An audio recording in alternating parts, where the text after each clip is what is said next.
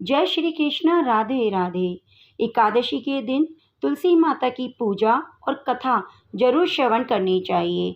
आज मैं आपको अजय एकादशी के दिन तुलसी माता की संपूर्ण कथा श्रवण कराने जा रही हूँ। आप इस कथा को पूरी श्रद्धा और प्रसन्नचित मन से अंत तक जरूर श्रवण कीजिएगा और कमेंट बॉक्स में जय तुलसी माता जरूर लिखिएगा। आइए विष्णु भगवान का ध्यान करते हुए, तुलसी माता का जाप करते हुए हम श्रवण करते हैं तुलसी माता की कथा।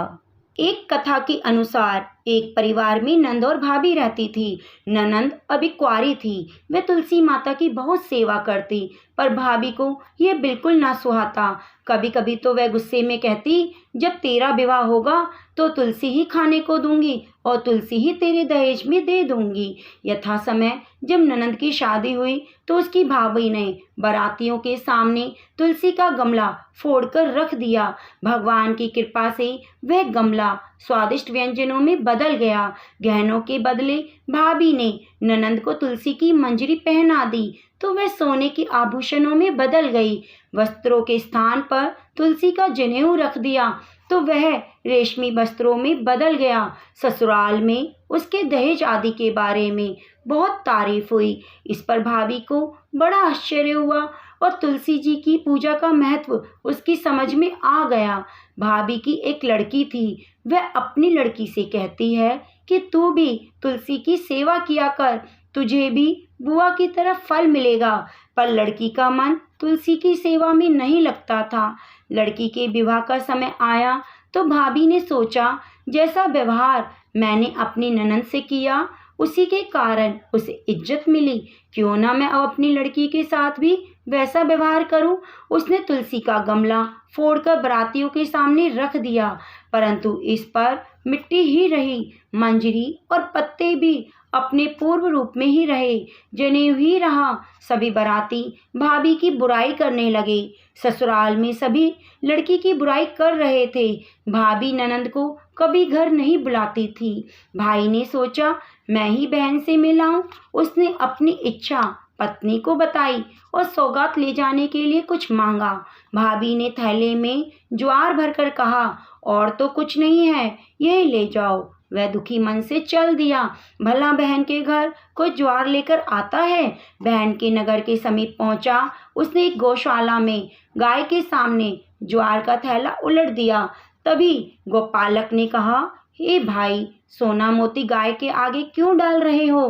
भाई ने उसको सारी बात बता दी और सोना मोती लेकर प्रसन्न मन से बहन के घर गया। बहन बड़ी प्रसन्न हुई। कथा के अनुसार तुलसी की सेवा से दाम्पत्य जीवन सुंदर और प्रगाढ़ होता है। इसलिए हमें एकादशी के दिन, द्वादशी के दिन तुलसी माता की कथा अवश्य सुननी चाहिए और नित्य प्रति तुलसी माता को जल अर्पित करना चाहिए और संध्या के समय दीपक जरूर प्रज्वलित करना चाहिए। जहाँ पे नित्य नियम से तुलसी माता की पूजा की जाती है, उन घरों में श्री हरि की कृपा सदा सदैव के लिए बनी रहती है। बोलो तुलसी माता की जय।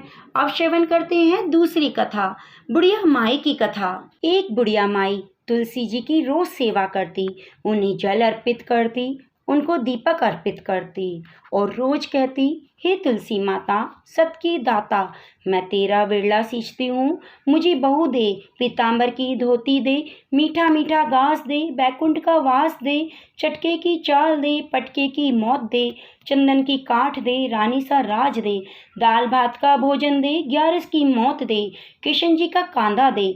जब तुलसी माता ये सुनती तो वह सूखने लगी। भगवान श्री हरि ने पूछा, हे तुलसी जी, तुम क्यों सूख रही हो। तुलसी माता ने कहा, एक बुढ़िया रोज आती है और कह जाती है, मैं सब बात तो पूरी कर दूं, लेकिन कृष्ण का कांधा कहाँ से लाऊं।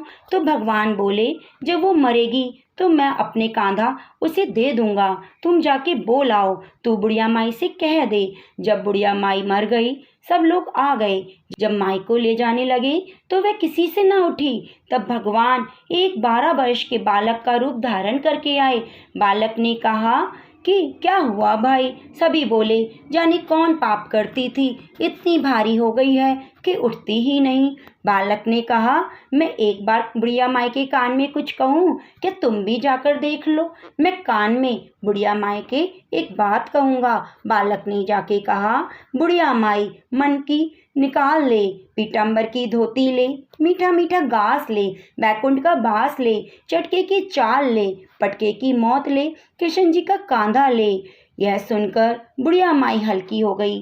भगवान ने कांधा दिया और बुढ़िया माई को मुक्ति मिल गई। हे तुलसी माता, जैसे तुमने उस बुढ़िया माई को मुक्ति दी, ऐसे सब किसी को देना कि तुम्हारी कथा सुने, पढ़े, हुंकार भरे, उन पर भगवान श्री हरि की कृपा सदा सदैव के लिए बनी रहे। आइए भक्तों, अब श्रवण करते हैं तुलसी माता की पौराणिक कथा, जो शिव पुराण में वर्णित है। एक बार शिव ने अपने तेज को समुद्र में फेंक दिया। उससे एक महातेजस्वी बालक का जन्म हुआ। यह बालक आगे चलकर जालंधर नाम से पराक्रमी दैत्य राजा बना।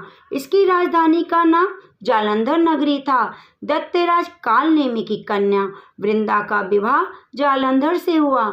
जालंधर महाराक्षस था। अपनी सत्ता के मद में चूर, उसने माता लक्ष्मी को पाने की कामना से युद्ध किया, परंतु समुद्र से उत्पन्न होने के कारण माता लक्ष्मी ने उसे अपने भाई के रूप में स्वीकार किया और वहां से पराजित होकर पार्वती जी के पास चली गई। वह देव पार्वती को पाने की लालसा से कैलाश पर्वत पर गया। भगवान देवादिदेव शिव का रूप धरकर माता पार्वती के समीप गया, परंतु माँ ने अपने योग बल से उसे पहचान लिया और वहां से अंतर्ध्यान हो गई। देवी पार्वती ने क्रुद्ध होकर सारा वृत्तांत भगवान विष्णु को सुनाया। जालंधर की पत्नी वृंदा अत्यंत पतिव्रता स्त्री थी। उसी के पतिव्रत धर्म की शक्ति से जालंधर न तो मारा जाता था और न पराजित होता था।